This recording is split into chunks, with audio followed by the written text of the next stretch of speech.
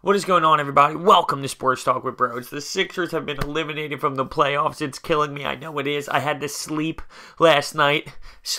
But I couldn't because I was just so upset. And what are you going to do? But before we begin, hit that thumbs up button, subscribe, and comment down below with your thoughts and opinions. This is going to be a video to just appreciate the season as a whole. Let's look through the recap. I mean, we went through some ups and downs. At Christmas point, we were just like a 500 ball club. There was a stretch where we just couldn't find a way, and we were turning balls over late. Not only late, 30-plus times in a game. We had no scorer, no guy at the end of the game that's willing to take over, and we really developed and became a squad to the point where Joel Embiid goes out, everyone's all upset, and we go on a 16-game winning streak to end the season. So I know it hurts. It's killing me inside. And it looked like we win one round against the Miami Heat. We look dominant. We go on to the next round against the Celtics, and flaws were shown. There were some flaws, but this team has developed, and it's going to take a little bit of time to understand that. Brett Brown, first time in the playoffs as a head coach. I think he made the correct adjustments. It just took him a game or two late. But that it's all learning experience. Ben Simmons, if he's not ready to go in the gym and shoot every single day, which I think he is, he even told Joel Embiid, showed him his hand, and said there's going to be rings on these fingers. I think that Embiid and Ben Simmons, they realize, okay, that was a process.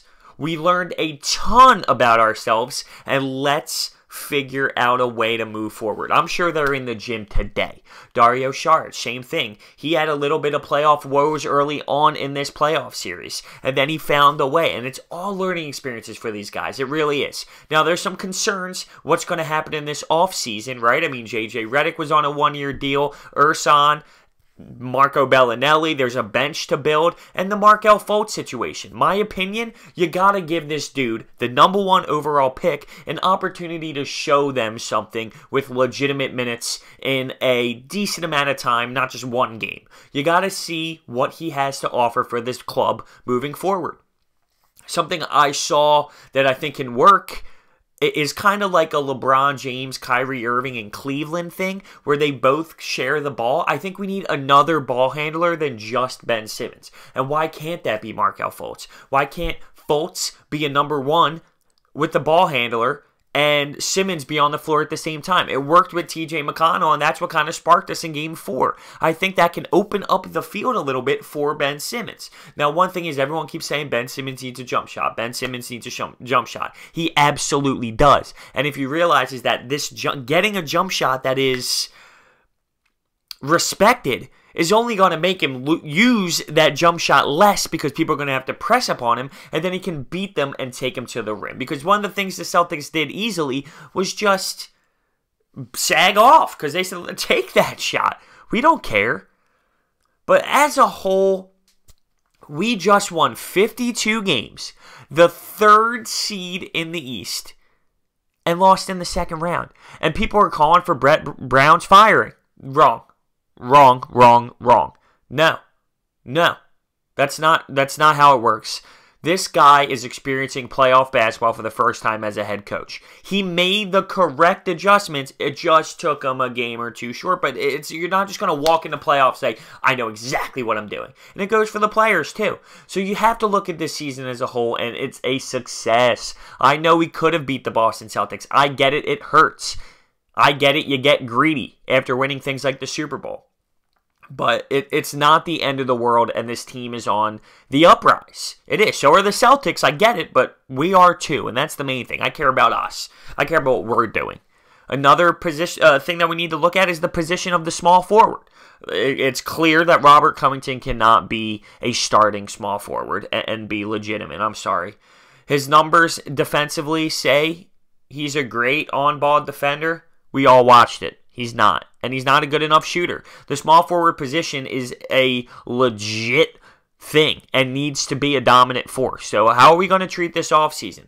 Now that's on Colangelo. What is Colangelo going to do this offseason? So that's where we're at here with the Sixers. But you can't just be pissed off and hate everything and be all pissed off about what just happened.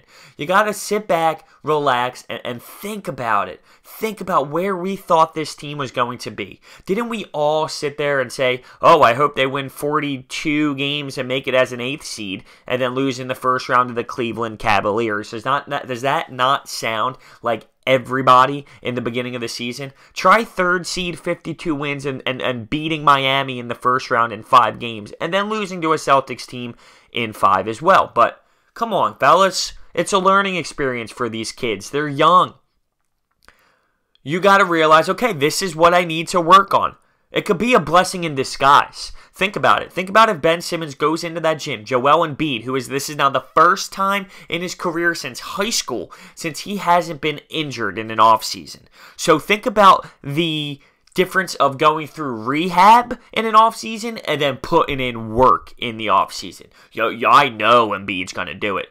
The true test for me is Ben Simmons going to be able to get comfortable shooting a jump shot? Is he even shooting with the right hand? Is he a lefty? Is he a righty? Blows my mind to say that, but I just, at this point, I'm excited for what the Sixers did for us. It does hurt. It's not taking away the pain, but you just got to sit back, relax, and realize we are okay. We are on a good path right now, and it comes down to how we approach this offseason to see how much more successful we're going to be next year. But we have a great young talented team. We do. We do. And I love everything they did for me. This was a season to remember. It was filled with emotions. I love this team. And we're just going to have to see what the front offices do moving forward with free agency and signing contracts. And I really doubt they trade Robert Covington. I'm really not a big fan of him. That's just my personal opinion. We paid him too much money for that. And with him, I get it. You're going to struggle offensively, but don't give me crap defense if that's your thing, which is D. But look at me, I'm getting negative again. Great season, fellas. 52 wins. 52. 57, really. And in the last 3 seasons, we won 56 total. So, all right, fellas. With that being said, hit the thumbs up button, subscribe, and comment down below with your thoughts and opinions on this Sixers season. Without a doubt, it's a success to me. So, thank you so much for watching. I'll see you next time.